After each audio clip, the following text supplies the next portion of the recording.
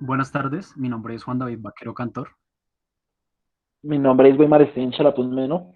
A continuación, vamos a hablar sobre doping sanguíneos, tipos y efectos en el cuerpo relacionados al deporte. Bueno, en la introducción encontramos que algunos atletas se ven influenciados por presiones externas e internas. Esto los impulsa a dar el mejor esfuerzo. Sin embargo, hay investigaciones donde se muestran métodos utilizados por atletas para mejorar su rendimiento, pero que son catalogados como poco éticos y deshonestos. Internacionalmente se ha buscado que se disfrute el deporte naturalmente y por esto se han creado varios juramentos y agencias. En las sustancias más utilizadas los esteroides, estimulantes, hormonas de crecimiento, doping sanguíneo y genético. Y la que se va a tratar en esta investigación es doping sanguíneo. Y el doping sanguíneo, ¿qué es? Es el que aumenta los glóbulos rojos. Algunos atletas realizan una transfusión de su propia sangre o utilizan un medicamento llamado eritropoyetina. La metodología que utilizamos para esta investigación es la búsqueda de revisión de literatura científica, encontrando así 27 artículos en la base de datos digitales, tales como Cielo, UNES, Revista Pedagógica, Taylor y Francis Online, Universidad de Chile, Universidad de Valladolid, entre otros. Parámetros en la investigación: se abordaron las palabras deportista, doping, sanguíneo, rendimiento, competencia. Ahora bien, cabe nombrar a Paula Andrea Charly, citada por López Chicharro en 2010, quien creó una definición de doping, la cual es el uso de sustancias o de prácticas estimulantes que mejoran el rendimiento del sujeto, mientras que por otro lado, Lisep en 1956, citada por López en el 2010, propone la definición de doping como ingerir cualquier sustancia química que no haga parte de un tratamiento continuo y que se toma antes o después de la competencia para mejorar el rendimiento.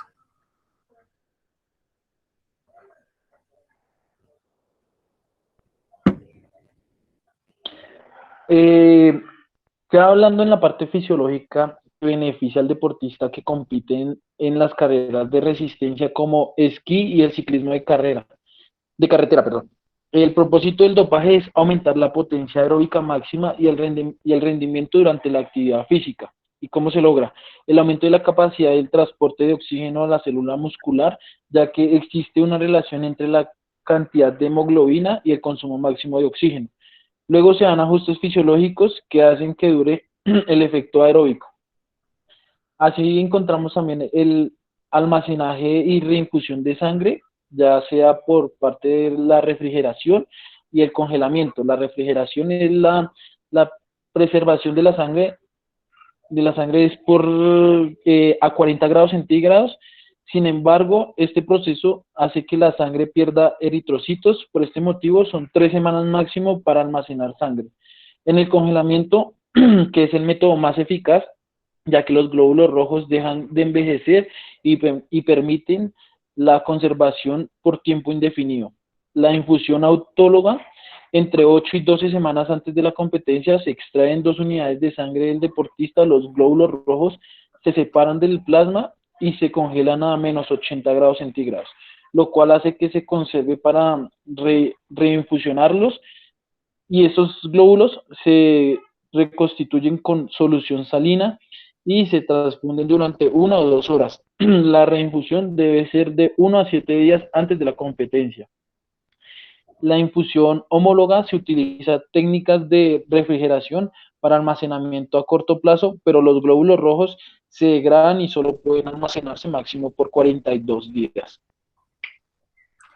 Otro de los tipos de doping es la eritropoyetina, la cual es una glicoproteína formada por residuos de aminoácidos que estimulan la hematopoiesis, la cual es la encargada de cumplir la función de crear células sanguíneas en el cuerpo.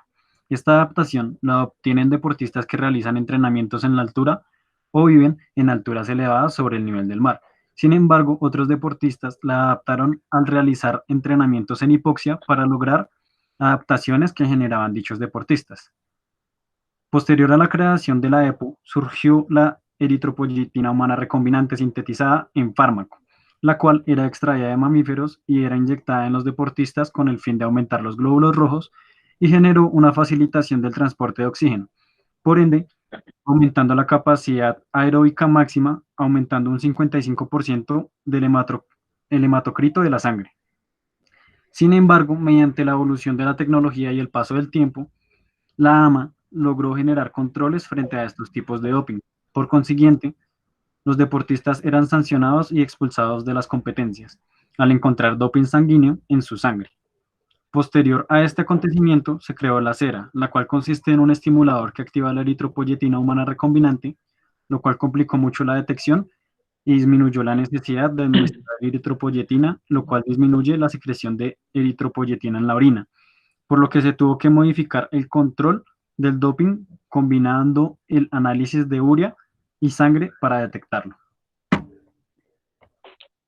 En cuanto al desempeño en el ejercicio, se ha demostrado que el doping sanguíneo genera una máxima potencia aeróbica, asimismo mejora la resistencia submáxima y aumenta el rendimiento en carreras de larga distancia.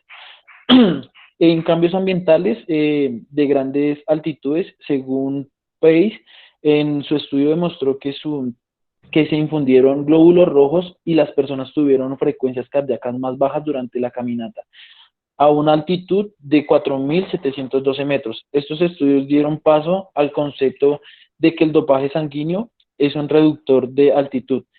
Estrés por calor, el dopaje sanguíneo puede traer beneficios en los deportistas que hacen ejercicio en el calor, por lo que puede aumentarse menos la temperatura central durante el ejercicio, después de la infusión sanguínea. Y el estrés por frío, los efectos del dopaje sanguíneo no se ha probado en condiciones de frío. El dopaje puede aumentar la susceptibilidad a lesiones por frío como congelaciones de extremidades y necropsis de extremidades. Las repercusiones médicas es el síndrome de hiperviscosidad, infecciones bacterianas, sangre engruecida, velocidad de flujo sanguíneo y concentración periférica de oxígeno, transfusiones de homólogas, reacciones como fiebre, escalofrío, indisposición y otro tipo de reacciones como infecciones virales como la malaria, la hepatitis, etcétera. Las transfusiones autólogas, este tipo de transfusiones conlleva a una reducción sustancial de complicaciones médicas, aunque son las más seguras si las realiza una persona capacitada. Por último, basándonos en el entrenamiento de la resistencia, con el modelo trifásico propuesto por Skinner y McKellan en 1980, se establece dichas adaptaciones y modificaciones en el rendimiento que buscan los deportistas mediante el doping. Podría generarse mediante el entrenamiento controlado, la intensidad, adaptando los músculos, la concentración de lactato, el volumen de oxígeno, el volumen expiratorio, el volumen de dióxido de carbono, la saturación de hidróxido de carbono, el tipo y cantidad de fibras que se utilizan en el entrenamiento para generar adaptaciones y por ende mejoras en el rendimiento. Como conclusión, a pesar de que los tipos de doping varían y evolucionan, los deportistas obtienen resultados usando la eritropoyetina mediante el entrenamiento de hipoxia para la producción de glóbulos rojos, no generará los mismos beneficios que un entrenamiento controlado, planificado y estructurado progresivamente. Por otro lado, la eritropoyetina humana recombinante es un método invasivo desconocido, además de que su etiología no es de procedencia humana, podría generar cambios y alteraciones graves para el organismo. Por último, la cera, siendo un método menos exorbitante, no deja de ser un método ilegal que atenta contra la ética, la moral, la sociedad y el cuerpo humano, la responsabilidad y la educación, además de la igualdad de condiciones y la honestidad. Por otro lado, otra conclusión que hicimos con mi compañero son que los estudios demuestran que no ponen en riesgo a los deportistas. Por esto se llegó a la determinación que el congelamiento de la sangre permite una mayor conservación por tiempo indefinido. En cambio, la refrigeración hace que se pierda la mayoría de los eritrocitos. Y en cuanto al tipo de transfusión, la que mayor tiene uso es la autóloga, la cual conlleva una reducción sustancial de complicaciones médicas y son las más seguras si la realiza una persona capacitada. En cambio, la transfusión homóloga puede generar complicaciones médicas graves y cabe destacar que aunque existen maneras más seguras, siempre la mejor solución será realizar la actividad física de manera natural. Finalmente, presentamos agradecimientos al docente Cristian Andrés Llanes Constante, docente de la Fundación Universitaria del Área Andina.